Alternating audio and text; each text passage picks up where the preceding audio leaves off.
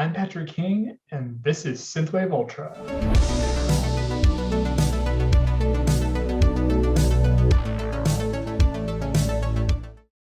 Today's guest is the embodiment of pure retrowave nostalgia. His smooth analog synths and wonderfully earnest songwriting provide the perfect soundtrack for memories long since past. From under the northern lights and the shadow of the Rocky Mountains, he makes music for lovers and those walking home alone alike. My guest today is Moonrunner83. Chad Williamson, Moonrunner83. So how did you get your start in synthwave and like the whole retrowave scene? Oh man. I mean, I've given quite a few interviews where I've answered this question. I think what really introduced me to synthwave was I think someone told me that to watch Drive. I think that was kind of how a lot of people's stuff starts. And after I saw Drive, obviously the soundtrack has got some some kind of synthwave elements to it, and it's probably where quite a few people got their kind of start in synthwave, or were introduced to kind of like the the pulsing eighth note bass line and all that sort of stuff. So I watched Drive, and then I was looking for more music that was similar, and I knew that it was called synthwave. And then I found Time Cop 1983, and I was just like hooked for years on Jordy's stuff. And he's awesome. His everything's consistent. When a Time Cop track comes on, it's a Time Cop track, and they're great. And I mean, there's some of them don't have vocals and stuff. And I think Dreams is that one with Dana Jean Phoenix? It's one of his older ones. Yeah, man, I love that track. That was like one of the first ones I think I heard, and I was like, oh my god, what is this? What is this music? It's synthwave. So yeah, I was like, I can probably do that. I've been doing music for a really long time. I can probably make music that kind of sounds like that. So Datsun was kind of born. So I did a couple tunes on Datsun up at my cabin when I was up there for a music week in 2017. And then I met a guy by the name of Ryan Nolan in my elevator in my apartment building. And he was a pianist for the Calgary Ballet, and we kind of just got to chatting. I had some music here in the elevator. Turns out he's a musician as well, so I kind of brought him.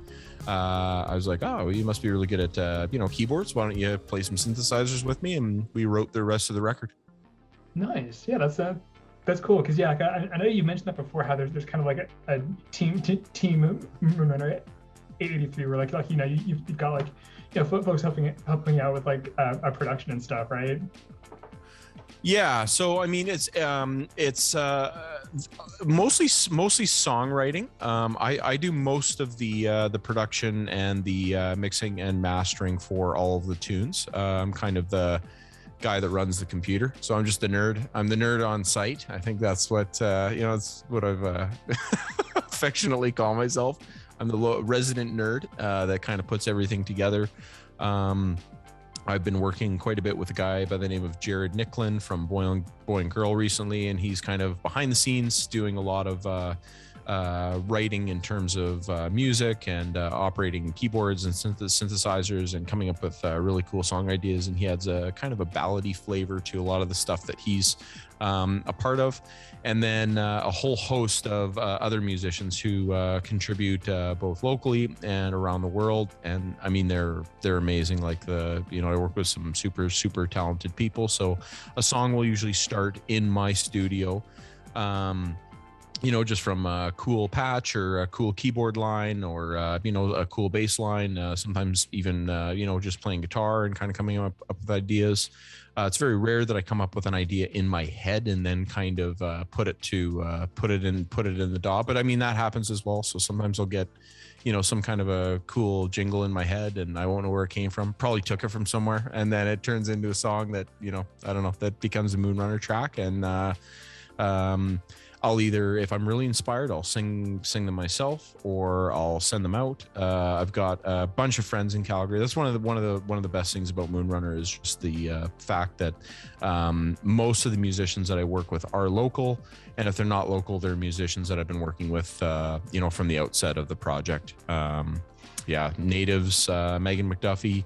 Sadly, Megan's not going to be on the new record. Her schedule would not permit, which is kind of sad. She's super busy, which is great for her because that's kind of her bread and butter in her career. And obviously it's she's taken off, right? She's doing really well. I think she's doing a whole bunch of video game soundtracks and trailer soundtracks and sound design stuff. So that's really cool for her. I think she did something for Slate Digital plugins. I think she also did another promo for FabFilter, which is really cool. Yeah, so we have something else in the works though. I don't want to give too much away, but we're working on kind of a darker, moodier New York in the 80s kind of EP with cool. my buddy Alyag, who is going to appear on the new record. He's that shreddy guitar player. I think you and I even chatted about there's going to be a new remix of or I should say redux of Spires on the new record. That's basically right. Kind of like a rock power metal sort of version, and Alyag did all that stuff, and it's really hard to compartmentalize his music. His name's Alex, and he's just an awesome dude. I've known him for a really long time, super talented. He's a crazy guitar player, and his music is, I don't know if I've ever heard anything like it. Like you can't pin it down to any one genre. He literally combines genres. So it's like EDM, drum and bass, metal, synthwave, pop music, black metal, all in one. If you put that all into a blender, you have Alyag. That's cool.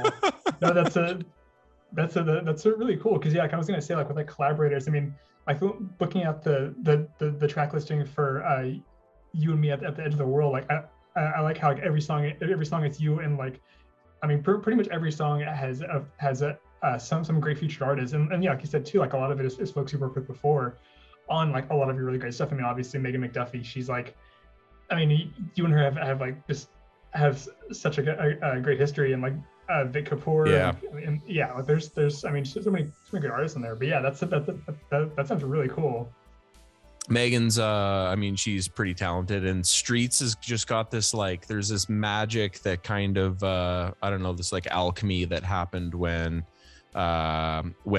Streets was written. I don't know if it was just the music that I was into, and just, you know, some happy accidents, especially with the brass patch from Streets itself, which I did on this, you can't see it, it's off camera, but this Prophet Rev 2, it's a factory brass patch that I just panned really wide, and I did a little minor arpeggio, and it turned into Streets. Nice.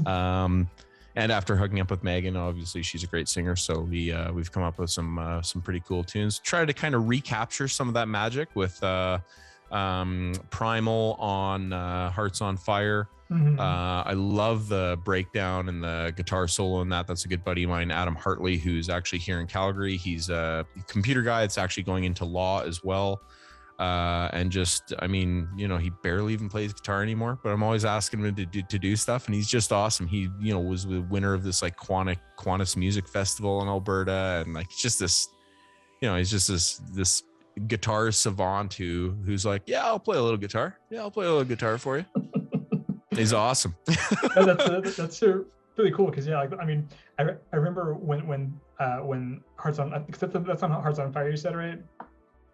Yeah. Like I remember when that came out, like that was definitely one of the standout tracks. Was that just that very distinct like pulsing beat at the beginning, and that awesome just like bluesy guitar solo, and like it's so cool, and like sax and everything. I don't know. It was like whenever I heard it, I was actually talking about this with Psych when we were talking, you know, just last year and stuff, and it always reminds me of Law and Order. Like I'm always thinking, like, you know, the show Law and Order, like kind of in the 80s, you know, like New York Law and Order in the rain.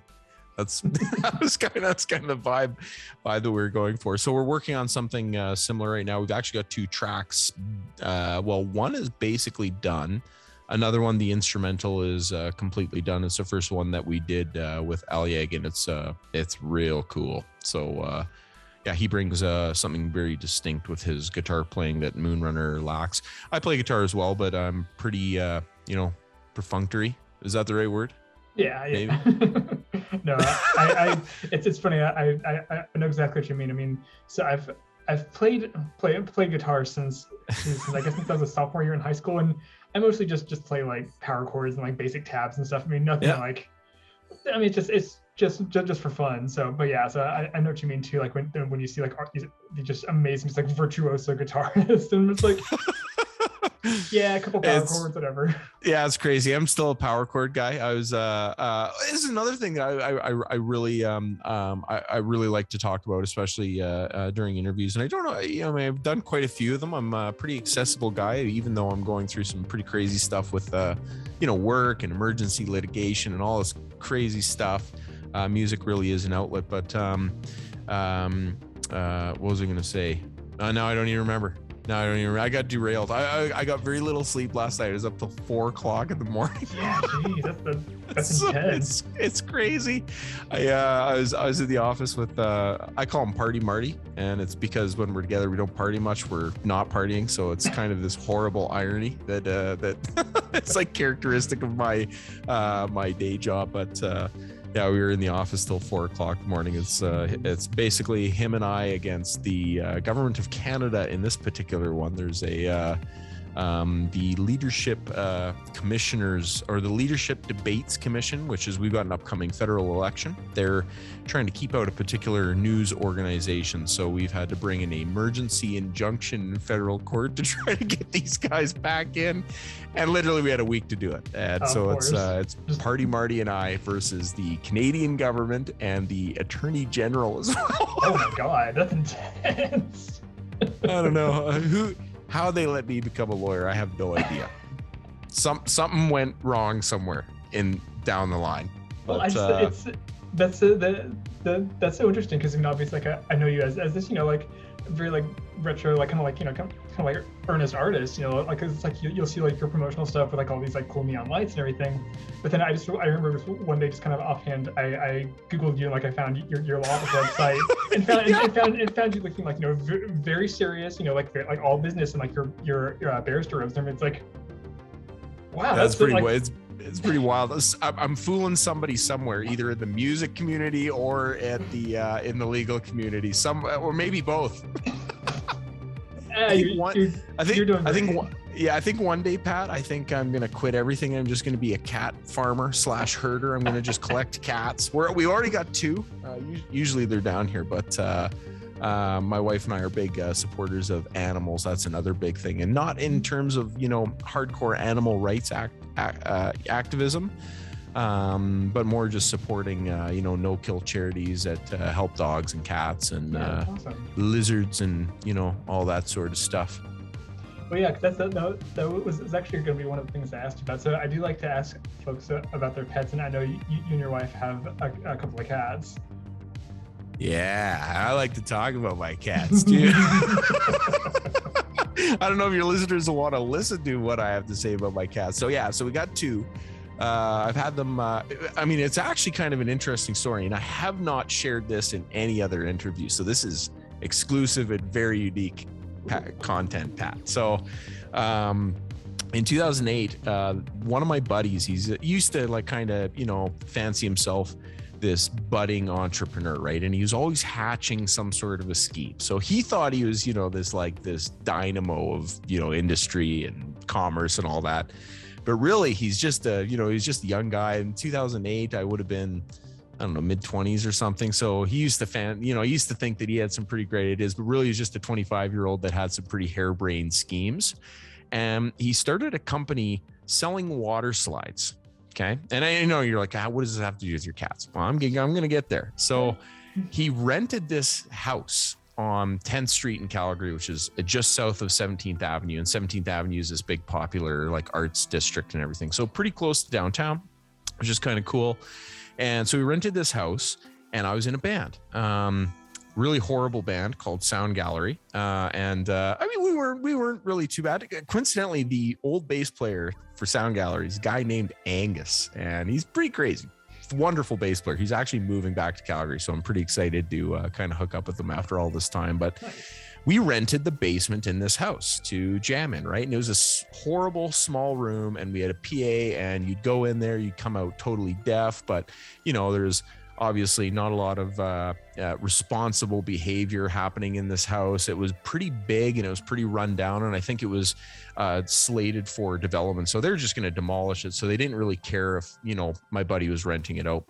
So, you'd have weird people kind of coming by and like flop in there. And we had a big padlock on the door to our basement because there were so many like kind of, peculiar, transient, sort of fly by night characters that might, come by the house. One of the girls that lived there was this, this young girl who had some addiction problems and all that sort of stuff. And one day she brought home these 2 kittens, and they were like 4 weeks old. She clearly took them away from their parents way too early. She was pretty out there. I think she was, obviously addicted to a whole bunch of stuff, would leave these kitties and then like just disappear for nights on end. And she would feed them dairy milk from the grocery store, which is not an appropriate, food for kittens. No, for sure. And I don't think it was like this horrible, animal abuse, malicious thing. I think it was just more of a naivety than anything else. And for litter, she just had this like really crappy shoebox with some dirt from the garden in it. So, and I was with a girl at the time. We were talking about getting some cats, and like I'm always at this, and we always called it like the band house or whatever. So we'd always go to this house, and but my friend Ryan was like, "Hey man, you've always wanted some cats. Why don't you take these cats?" And I was like, I don't know, I'm not going to take this girl's cats, even though I felt pretty bad because I kind of felt like they needed to be saved. But I was like, oh my God, am I really going to be, I'm going to have these cats if I take the cats. And so we finished jamming one day, and I go to my car, and the cats are in the car already. So Ryan had taken the cats and put them in my car, and he's like, you better get out of here before she finds out that you took the cats. And there's 2 of them. So there's this really cute white one. His name is Chase. And then there's this gray one, and his name is Fang. And I named them after the fact. Like this was kind of a surprise. Like I didn't know that I was going to be stealing these cats. And the white one belonged to this girl with the addiction problems. And the gray one was kind of given to this weird dude that slept on the couch. And his name was just Beardo. He had a beard, and I don't think anyone knew his real name, but they just called him Beardo. And so I took these cats and I took them home. And, one of the really cool things is there's a no-kill charity in Calgary called Meow Foundation, and they actually provide cheap spay and neuter stuff to people with low income. And at that time, I wasn't a lawyer. I was a touring musician. I had no money. I was playing acoustic, guitar in bars for a living and that kind of stuff. So they actually paid for me to neuter these kitties and get their first, vaccinations and all that sort of stuff. So that was actually really cool for a guy who had no money. Anyway, rumor has it that when this chick finally decided to come back to the house and realized that the cats were gone, she thought that Beardo had stolen them. So I guess she, flew into this rage and was like punching them. I wish I got it on video, but there's no like. So I always thought this kind of a funny story because this poor Beardo guy just took this beating for losing these cats when really it was me, and I never told anyone. Like, I mean, Ryan and I kept that secret from everyone that lived in the house. Like, I just kind of saved these cats, and that's how I like to think about it. Yeah. Now, the twist ending to this story, and this is actually kind of more dark and sinister, is years and years later. My friend sent me an article, and it was on this girl, and it was actually an article in a newspaper out in Ontario, and they'd actually found her, she'd been murdered, and they found her in a field outside of Toronto somewhere. Oh my God. And I guess she was, she kind of got into a situation where she was acting as a high class escort where she'd fly across country, and she, clearly ran into, the wrong sort of person. And, obviously this tragedy befell her. But I kind of thought like, oh my God, what would have happened to these cats if I hadn't, or I should say if my friend hadn't stolen them for me. So we have them today, and they're brothers. They're actually litter mates, and they're 13 years old, and they're still kicking, and I love cats. So that's the story. And that's a pretty crazy story. Yeah, I'd say so. Yeah. I mean, and like you said, more or less happy ending. I mean, you very clearly save these kitties, so yeah. Yeah, I mean, I felt, obviously it's pretty horrible that that this chick ultimately kind of met her demise. So it was just kind of shocking. Like I didn't really get it, but I got these kitties, and I don't know, maybe her spirit will live on through my kitties. I don't know. Yeah, hopefully something like that. Just there's kind of like a nice ending to her story, I guess. Yeah, I mean, there's the world can be a nasty place, right? So there's and it's I think the important message and the important takeaway is that you've got to be grateful for every day that you've got, because no matter whether you've got a lot of money or whether you don't have any money, whether you got some cats or you got some dogs or you got some family, and you got some siblings, you just need to make sure that you're living every day like it's going to be your last one. So yeah, for sure. I mean, just yeah exactly. I mean, I don't know what else well, and I mean, I also don't think that any measure of success, whether that's objective or subjective, can necessarily shield you from some of the stuff that can happen in life, right? So people that might not find a great measure of success in life and whatever they're doing, they might live to 100, and the gal that goes out and invents the new sliced bread and makes billions of dollars, might get hit by a car. So yeah, exactly, you gotta cherish life, for sure. Yeah, well, that's a yeah, well, crazy story. We could get back to music stuff. I mean, you asked about pets, man. You walked into that story. I totally did. Well, yeah. Well, I mean, I guess kind of along those lines, like you're mentioning your earlier stuff. So I know. I mean, like I like you posted pictures online before. Like you said you were in bands before. So like, yeah. So tell me a little about that. Just like some of the bands you were in, and like some like the pre Moonrunner stuff. Yeah, I mean, oh man. Well, I mean, I've been doing music stuff since since I was quite young, but I was really into I really loved the idea of being in bands when I was in high school, because I was never really great at sports. I mean, I was okay, but there's kind of like two ways to the into the heart of a young high school girl, and that's either be really good at sports or be cool. And how do you be cool? Well, I don't know, maybe learn to play guitar. so and I hate to say it, I'm not trying to sound misogynist or any of that stuff, but I don't know, when you're a young guy in high school, you're always always trying to impress people to whom you may have some favor. And I thought that music was kind of a direction to get there. So I was in a horrible high school band. Looking back, we actually had a couple cool riffs, but the band sucked. And been in a lot of sucky bands going up until about 2008. Sound Gallery is actually a lot of fun, and we were packing venues in Calgary, so we're kind of doing this pop cheesy stuff. I'm not sure if people can find us online, but yeah, I don't know. We weren't great. And it was more kind of rock and roll stuff. In 2009, I hooked up with this dude who's in another band here in Calgary, who actually ran a studio out of his house. And the guy, they were doing this stuff more full time. The guy that was working with him had taken some sort of a hiatus, and this fellow that had the studio needed to continue to gig to make money. I was kind of moving into doing music more full time, so we actually started a project called Moments and Monuments.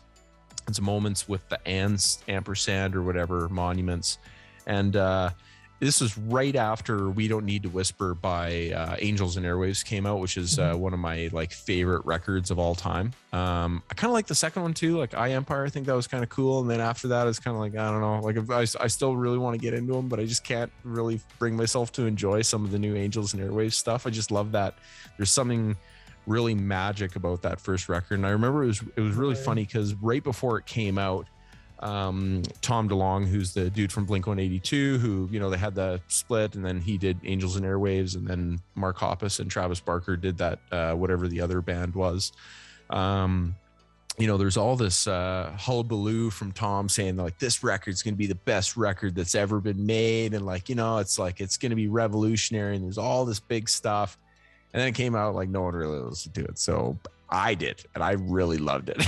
Yeah, it's funny you mentioned that, because I do remember that first Angels and Airwaves album, and I remember really liking it just because like it almost had kind of like a prog rock feel to it. Like, it was just so grand and epic. Like, especially considering, you know, that it was Tom DeLonge from Blink-182, who, you know, like, Yeah, a lot of their stuff is just like, I mean, granted, like they are like legitimately good songwriters, but like a lot of their stuff is just like silly, you know, pop punk stuff. Yeah, and I mean, I've always been kind of a pop punky kind of guy. We're going back to our discussion about guitars. I've always played like 3 or 4 chord songs and stuff, so I've always been attracted to simpler, kind of happier, major scale stuff. And what I really loved about the Angels and Airwaves record was the space. So when I hooked up with Chris, who is this fellow from this other band who ended up being in Moments and Monuments with me, we recorded an EP very, very quickly. I think we did it in 2 days or something, up in Trochu, Alberta, which is a small, crappy town that no one's ever heard of. I think it's got like 300 population. So we recorded this record. It was like pretty indie, and it was just him on drums, me on guitar and vocals, and then we'd layer keyboards on top.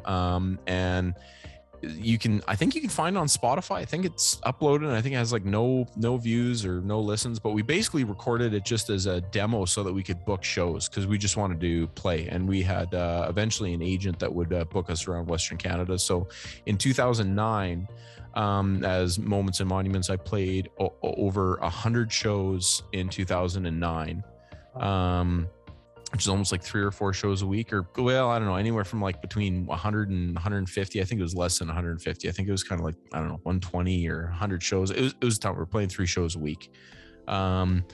And yeah, it was a lot of fun. And then we discovered MIDI the next year in 2010 and started doing top 40 stuff. So we basically gassed the guitar thing right away as soon as we discovered MIDI and like the first soft synths ever. I remember there's one in FL Studio called like Citrus, and there was a VST, so you could actually use it in Cubase, because we tracked everything in an early version of Cubase. And yeah, really, really kind of peculiar. And we really got into this kind of top 40 stuff, and really got into the electronic sound. And we had a cheesy track on Canadian top 40 radio. So that band was Fox Island Collective. I mean, I'm getting into some pretty embarrassing stuff here, Pat. These are these are aggressive questions, man. No, it's funny too, because I feel like I remember you mentioning Fox Island Collective at one point, because I do distinctly remember you talking about like an embarrassing like top 40 pop project that like you like burnt, like you like gathered up the evidence, like buried it in the oh my god somewhere or something. Oh, it's not buried, it's out there, it's live. And if you message Troy from Die Scum Inc., he's made a gif of this horrible music video that we shot here in Calgary. It's out there, I'm telling you.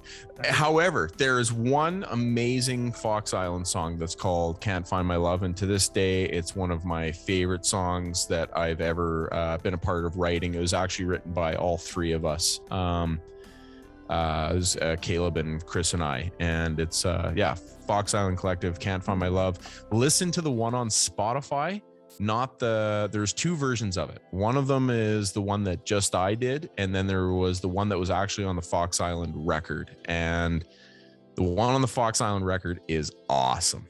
And here's the craziest thing is it's got Girl from Boy and Girl, and Jared Nicklin, the guy that I'm writing with these days, is Boy from Boy and Girl. So I've been working with Jared for, I don't know, 10 years, 11 years. So yeah, anyway. Boy and Girl survived. Fox Island has not. I mean, obviously Moonrunner83, like you're like, I feel like you've gotten quite a bit of a traction with this. I mean, you know, you're signed to FiXT Neon and everything like that. So, you know, I'd say you're doing pretty well. Well, I've found music that I really like. So, and this is the craziest thing is really it's I've tried so many different avenues with music, and really or I should say Moonrunner is really just taking the little best pieces of everything I've ever done and discarding all the crap. And that's really kind of where Moonrunner83 comes from. Like there's this Moonrunner has a lot of space, and there's a lot of like similarities with some of the Angels and Airwaves stuff. Actually, my one of my really good buddies, he always says that it sounds like Angels and Airwaves because he knows them. And I mean, I don't think it does, but you can hear the inspiration there. And the kind of pop punk, simple, pragmatic approach to songwriting, that's definitely in there because I'm not very talented and I can only write 3-chord songs. This is one of the reasons why I've got so many people assisting me in some of the songwriting, because it really elevates the music. And then there's top 40 elements that I learned when we were trying to compete with the big production houses to do top 40 stuff. So clearly we weren't obviously very successful there, but yeah, I don't know. It's there's little bits and pieces from this whole musical career of mine, and it's culminated in a project that finally doesn't suck. So, well, I don't know. Maybe it does suck, but I really like it. So, I mean, and I think, and that's, come on, man. Well, hey, and that's the most important thing is that, at the end of the day, Moonrunner started as a project to make music that I wanted to listen to. When we were into top 40, we were really into, and at Fox Island especially, we're really, really trying to get on charting, reporting Canadian top 40 radio. That was a goal. And I think it was a noble effort. I mean, I think we did actually pretty well, but ultimately we got one song to chart in Western Canada. So we actually got reporting spins, which means that I got some Canadian SoCan royalties, which is actually pretty rare because in Canada, you don't make any money from doing music, and we got some royalties, but we were playing a ton of shows, and the shows were just a riot because and I don't know if you're familiar with like the stuff that was happening in top 40 in 2010, but man, there are some great top 40 tunes in 2010. I don't know, for whatever reason, that was a great year for top 40 tunes. No, it's funny. So a few weeks ago, I talked to Elixir out of Australia, and I remember she was mentioning that too. How like that's like where her inspiration and influence comes from. Is from like that late 2000s, like early 2010s top 40. Where because like things were just like everything was just like so polished, and like the songwriting was just like so just good, So so that's really cool. Oh yeah, like Dynamite by Tao Cruz. Oh man, it's all starting to come back to me. Some of those Pitbull tracks, and man, Flo Rida, that guy could just get people on the dance floor. And man, I don't think he's done anything since then, but man, Flo Rida had some great tracks. So like we'd go and travel around like these weird rural Canadian bars, right? Because I mean, Canada's got a couple big cities and a lot of space.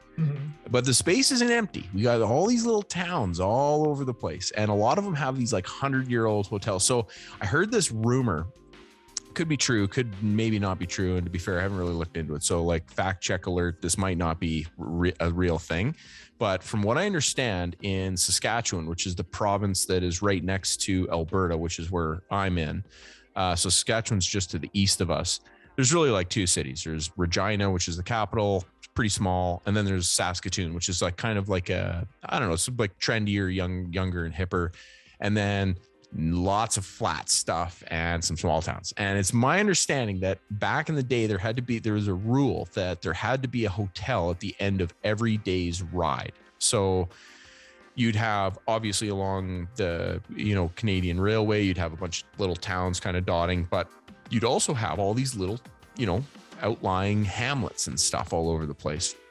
And I don't know if that's true or not, but there are a ton of 100-year-old hotels. Every one of these hamlets has a 100-year-old hotel.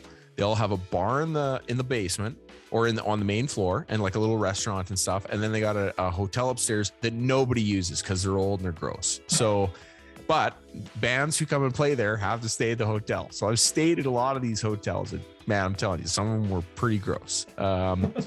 There's a place in Edmonton, in the capital of Alberta, just 3 hours north of Calgary, called Blues on White. And it's this, and I think every big city's got one of these. It's like the iconic, historic blues bar. It's been around forever, pretty gross, seedy, questionable clientele and everything. So I remember in 2009, when I was in Moments and Monuments, we're playing so many shows. Like I just, we'd be all over the place, and playing Edmonton was really cool because we actually be in a city as opposed to being in some small town that we've never heard of. And there's a lot of them in Alberta. And I mean, more across Western Canada. I mean, you kind of look at a map and you're like, okay, well, there's 2 cities. There's small towns everywhere and there's people there. It's just really crazy. Like you show up to this small town and you're like, oh my God, who's going to come to this show? There's like 6 buildings in this place. And, it's 10 o'clock rolls around and a few people kind of start coming in, and then by 11 o'clock it's just packed, and it's like it's just absolutely crazy. So anyway, we're at Blues on White one night. It's like the middle of the winter and it's really cold, and we're in this we get a room in the hotel, and Blues on White has kind of a lot of homeless people and stuff that kind of frequent the place. I think it had cheap drinks. This was, I don't know, 11 years ago. Blues on White wasn't super. I mean, I think it's still around. We had a hotel like this in Calgary that was similar, called the Cecil Hotel, which I think everyone's got a Cecil Hotel, and they're all crappy. I think there's a famous one in, I don't know, New York or LA or something. Yeah, there's one in Los Angeles, because I remember like there was some like big. There was some murder. Yeah. I think there's a documentary about that. Yeah, exactly. It's so crazy. My wife and I watched that last year. There was like some girl went missing and turned up dead, and it was just this whole thing. Yeah, well, that's when you go to Blues on White in Edmonton, you think that might happen to you. So we're there, and so we play these shows. And then of course we're, because we're the band, we, I think we got like a crappy meal rider. So I think we got a meal from these guys. And then we got to go and spend the night in the Blues on White Hotel, which no one in their right mind would ever stay there except the band that was staying there for free. So we go upstairs and we go into the room. It's freezing. Like it's middle of the winter. I think it was January, February, and it's literally -30 out. Like Calgary gets these like kind of nice Chinooks where this warm air blows in, and it goes from -20, and we're talking Celsius for all you Americans out there. This is cold. This is like Celsius is, chilly. So, but in Calgary, it'll be like -20, and then all of a sudden, boom, it'll be like 2 degrees, which is just above freezing. You'll be like, oh my God, summer. And people are like wearing shorts, and then and they're called Chinooks. They come in from the mountains and then they'll be gone, and then it's freezing again. Edmonton does not get this. It's just -30 all the time. So they give us this room at the end of this hall, and it's the very last, the last one right before the fire escape. And there's only one bed in there, and it's a queen, and it's pretty gross. The room's totally disgusting. There was actually syringes in the light fixture. Like someone had like discarded syringes in the light fixture.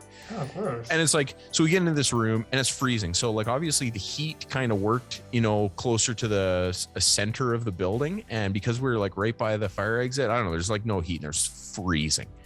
And Chris, my bandmate, so he's out. He just lays down on the bed and he's like face down on this nasty stain, like, like tongue kind of lolling out, and he's out, right? And I'm horrified because the bed is nasty. There's really weird things all over. The room's gross. The blankets are real weird. Like, so I try to kind of like put my jacket down and like all my clothes on the bed to try to like not touch anything. It was so nasty, and I just couldn't sleep. I was freezing. So I went into the bathroom, and the only thing I could do was, and there's no shower head, there's just a pipe coming out of the wall, and I just turned on the hot water full blast and to steam up the room, right? I was like, that's the only heat I got. So got real steamy, and I went to sleep. Finally got to sleep. It was pretty horrible. I think I got like 2 hours of sleep. We usually, when we stay in some of these hotels, we'd like sleep for an hour and then we'd leave. We just want to get out of there so quick. So woke up and the hot water is still on.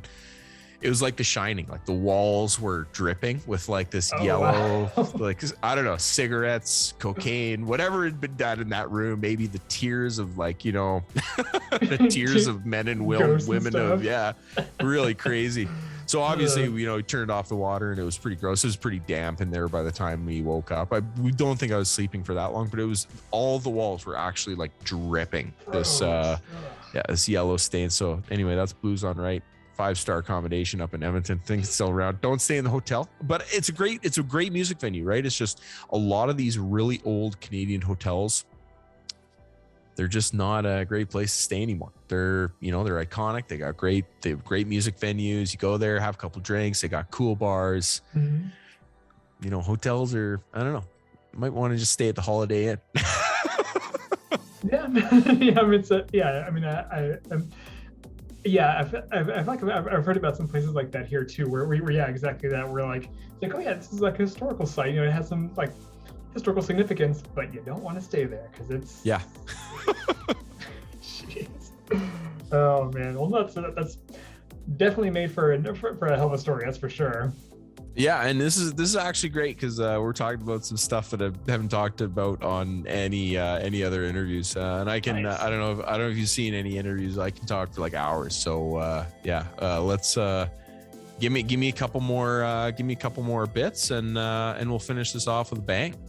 All right, cool. Well, I was actually thinking too. So earlier, you were talking about the new guy you're working with, how he has just this huge combination of genres and stuff. So that was making me think of Clayton, you know, from Celldweller, FiXT, and everything like that. How has it been working with FiXT Neon? So FiXT is actually really awesome. What I really like about them is, one, they appreciate, that artists are all individuals and they're unique, and, it's, creative work is not, you can't just put a guy in a cubicle and make him, turn out 10 songs every 6 months or something. So they really respect the creative process. And I believe it. I don't want to misspeak because I don't actually know. I think I've just kind of heard through the grapevine. I don't actually have a real close connection with Clayton. Obviously, I've got a lot of admiration and respect for, his music, his following, his extraordinary music career, and all that kind of stuff. And of course, the business side as well, because he's such an amazing entrepreneur, and he's built something that's pretty cool. I think there's like 200 artists on all of the grander FiXT roster. Maybe it's 100. But what I understand about Clayton is that he had at one point a major label record deal, and it was just a bad experience, and he wanted to start his own label that was kind of made for artists and would respect the creative process and respect artists, and that's kind of exactly what these guys have done. So they're accommodating with my really, really crazy full-time job and work schedule. I'm kind of lucky because when I turn my attention to music, I can bang out music pretty quick. And yeah, I've got a little bit of a process, but yeah, FiXT Neon is another thing that's really cool about FiXT Neon is, before I was with them, there was so much administrative work and tracking royalties and song plays and, distribution and all this stuff. And I used to be really interested in that, but as my schedule became more and more restrictive with my day job, it was so much harder for me to try to, I always say, spending hours figuring out how I'm gonna divvy up pennies. You get pennies for plays, right? And I'd spend all this time, and I'd be like, oh, okay, this person gets $5, and like this person gets like $6 or something. So the deal that I have with Neon is great because they've already got a system that's been developed for that. So it's a totally symbiotic relationship. Obviously, we're in it together. We both make money off it, but without them, I probably maybe not have as great of a reach. So they bring their distribution and their reach and their admin to the table. And in exchange, I, bring a product that hopefully can generate a little bit of revenue. And I've said this on other podcasts, and I'll say that this here as well, is, and not a lot of people know this, is I'm so fortunate in my day job that I, make a decent living now, going from being a guy who's playing in these 100-year-old hotels. And I actually used to play guitar at Chinook Sea Train Station in Calgary for a job. I did that for like a couple of years when I was like 17, 18. So like I've lived in some pretty greasy zones.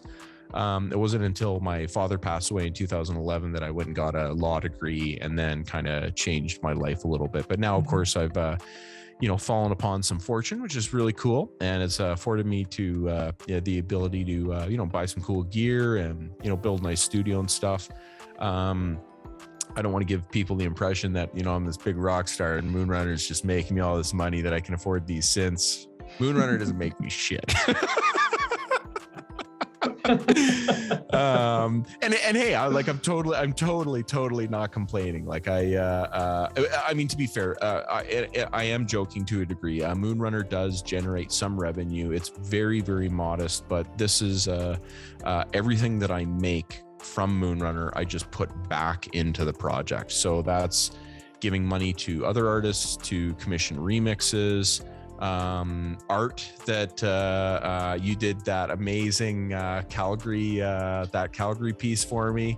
I'm actually gonna get that blown up. Like we're my wife and I are gonna put that somewhere in our house. I think we're gonna yeah, you gave me like a high res one, so yeah. I'm sure all of your viewers know that you do a whole bunch of artistic stuff, but that was that's like one of my most prized possessions is that high res JPEG that you commissioned for me. It's just amazing. And what's really cool is like I'm the only one that has it. It's mine. Yeah, exactly. It's just yours. Yeah, and it's Calgary. It's the coolest thing ever. So I mean, obviously, if someone just jacks JPEG and uses it, I'm like we're totally cool with that. But yeah, it's very, very Calgarian, and I kind of like to raise the synthwave banner in the city. But I'm gonna get that blown up, man. I'm gonna put it in my house because it's beautiful.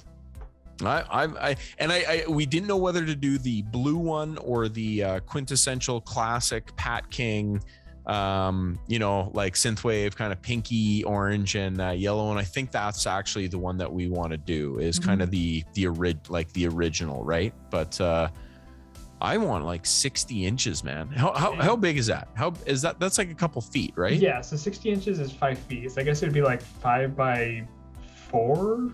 Oh yeah. Yeah. So that'd be a big old poster, man. Yeah, that's what I'm talking about. Like, I don't want a poster. I want a piece of timeless Patrick King art, man. That's what I'm going for. I appreciate that. I'm serious, man. It may take me a while. I was actually pricing it out. I think it's gonna be like $500, but you know what? I'm gonna save my my pennies, and I'm gonna put this show together here.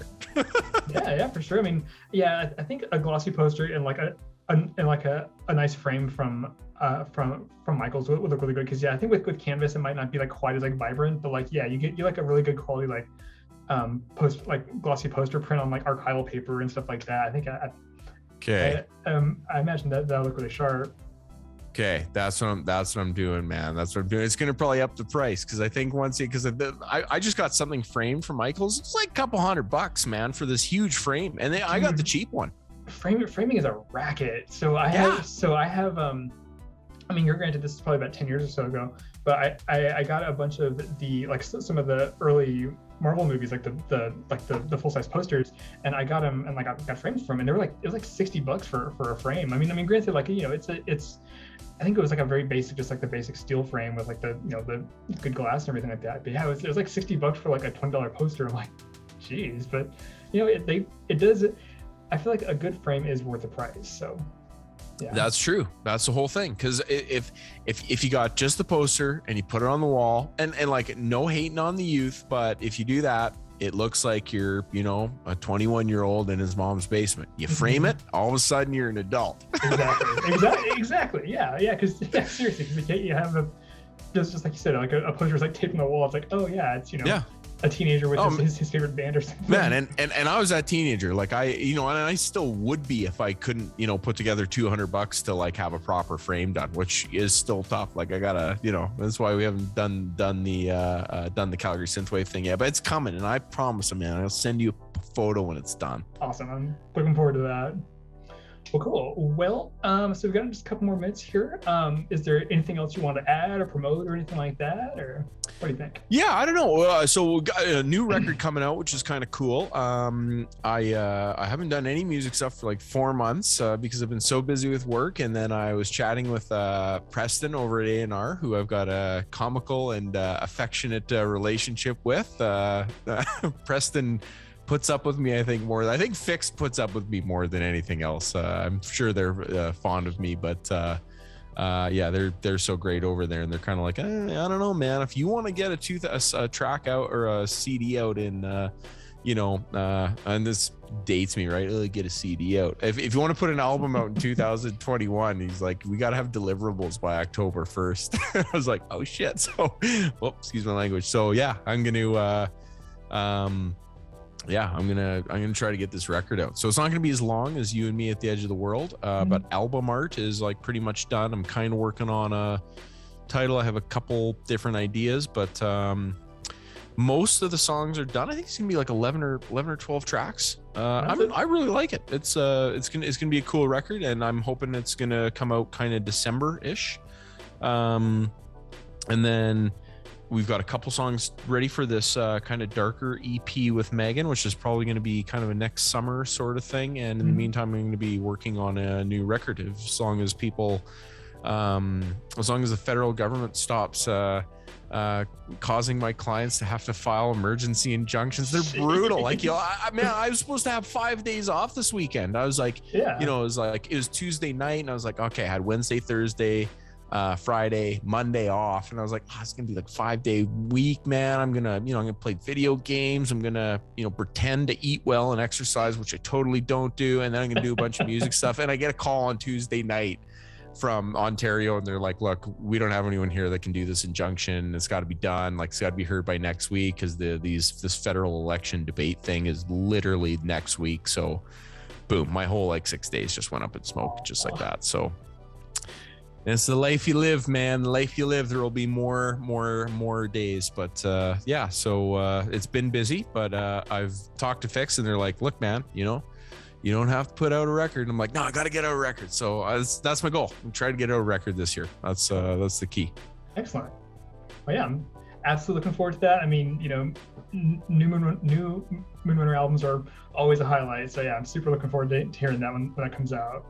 Thanks, my man. That's it's so cool finally getting to meet you, Patrick, man. It's absolutely. Like it's I feel like we're old buddies, and it's so weird, like this remote synthwave community thing, and just chatting online, and you've been just such an ardent supporter of everybody in the scene, and you're just such a great dude, man.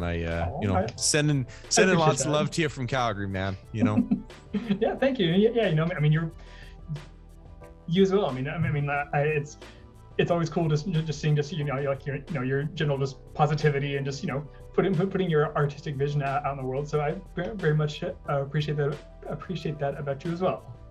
Cool. Well, I'm honored, man, and I can't wait to come back and do this again with you. I'm always available as long as I'm not like, and you caught me during, and like I slept 4 hours, like three or 4 hours last night. I'm still ready to rock and roll with you. So you just let me know when you're not sick of me, and we can do this again. Awesome. Yeah, for sure. All right, man. Well, have yourself a good night, and I will talk to you soon. Thank you for joining me tonight. Yeah, my pleasure. Thanks for having me. Thank you for joining us. That was my conversation with Moonrunner83.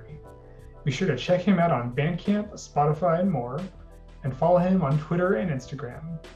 You can follow me on Twitter and Instagram at @PatrickKingArt, as well as the Synthwave Ultra playlist on Spotify for tons more synthwave of every sort.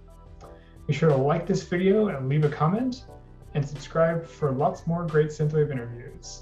Thanks for watching, and we'll see you next time on Synthwave Ultra.